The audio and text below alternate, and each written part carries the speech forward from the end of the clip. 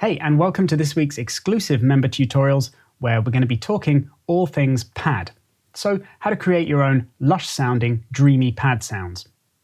We'll be covering quite a lot of ground with bits of sound design, mixing, audio editing, effects processing, so loads of different areas. And we're going to start off working with audio samples in the DAW, just because I think it's a slightly clearer way of you seeing exactly what's going on and understanding the main processes involved. And then we'll move on to doing similar things, but taking it a stage further, working with instruments like synths and samplers. So yeah, let's get started. First up then, let's drag the sample that I found in loopcloud into Ableton. So I found this just by doing a search for pad one-shots, and I've now got this 2-bar long, pretty much fully sustained Prophet pad sample that I found in the Fred Everything Deep Analog House Pack.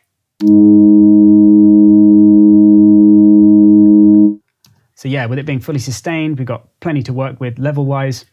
So let's just drag it out and into Ableton. And let's just make sure we've got some headroom there. Bring it down by 12 dB. So one of the most fundamental aspects when you're designing a pad is the amplitude envelope. At the moment you can see we've got a very rapid fade in and out, the start and end. And then otherwise it's max volume all the way through. What we want with a pad instead is a very gentle fade in. So we can do that just by dragging the edge of the audio clip here. And then similarly, a nice long fade out.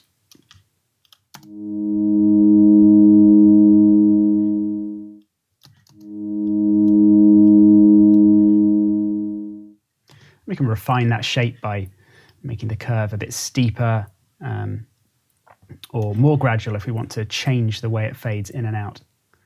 So at the moment we've just got one single note playing, much like just having one oscillator on a synthesizer.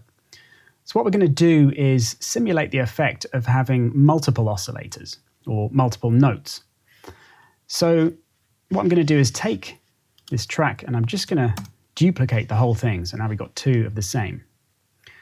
And this then allows us to do all sorts of things. If I double click on the audio clip down here, one thing we might like to do is slightly detune the sample. So rather than shift it in whole semitones initially, we're just going to shift it in fractions of a semitone just to push it a little bit out of tune with the other one.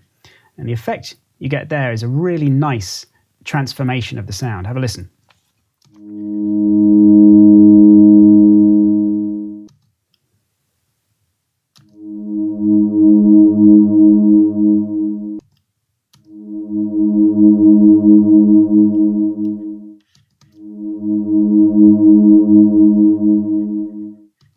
So here's without it.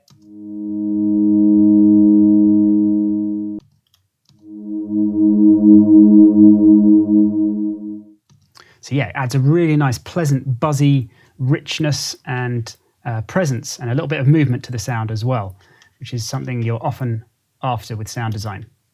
The other thing we could, of course, do is shift the audio sample up in whole semitones to create an interval or a chord. But just to be particularly clever, what I'm going to do is take our kind of detuned, doubled up sound here, and I'm going to duplicate both of these tracks. So we've now got 4 of them, and with these 2 at the bottom here, I'm going to shift them up to a fifth above, so 7 semitones. Now when I do this, I'm going to need to think about the warp mode, because at the moment it's set to beats. So if I, for example, shift this one up by 7 semitones, which is quite a way up, and then have a listen to it. So that little dropout there is created by the gaps you can get with the beats warping algorithm. So if I instead switch it to complex, no dropouts, and a much better quality of sound. So I'm going to do that for both of these 2 and shift them both up by 7. So now, if I just solo those 2, there we have our nice, slightly greasy 7th interval on top, and then all 4. Yeah, sounding good. Next thing we're going to do is just mix them a little bit. So if you imagine when you're designing a sound, you often want to have the harmonics or the frequencies higher up in the range at slightly lower levels generally. So what I'm going to do is select both of these two. I'll just enlarge all of these. I select both of these two, my fifth interval, and just bring them down a bit.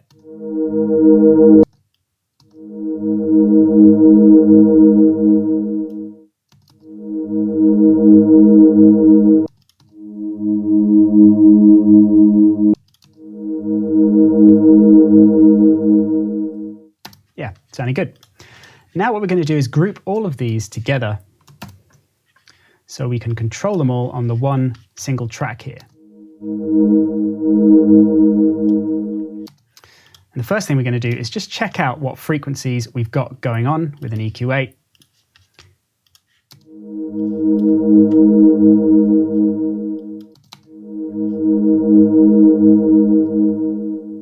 So it's looking okay, but there's a few things I'm going to do. Firstly, get rid of the bits we definitely don't want, like the very lowest sub.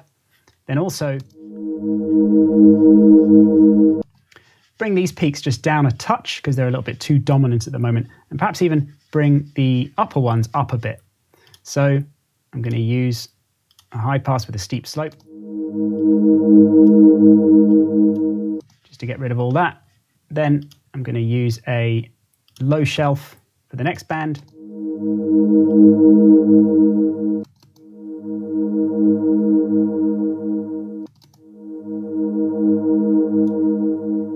So these aren't dominating quite so much. And then I'm just going to turn on band 4 here, this high shelf, just to turn these upper ones up a bit.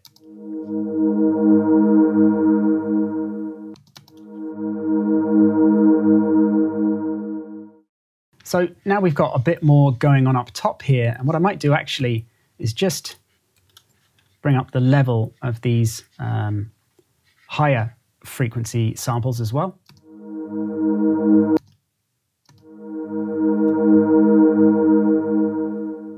So yeah, slightly better balance with more top end now.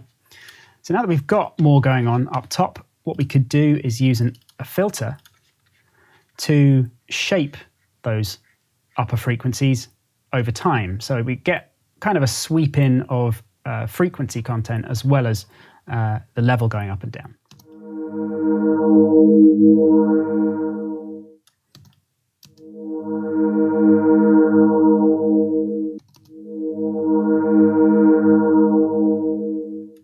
So yeah, let's record that in. None of my tracks are record armed, and I have the automation switch turned on there, so I can just hit record and then move my filter around to shape those upper frequencies.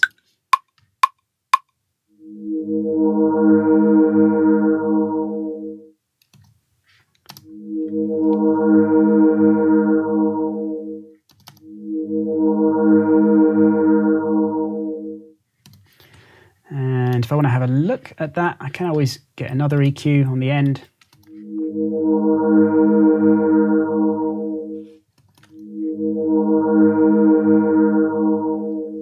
So yeah, that's working quite well.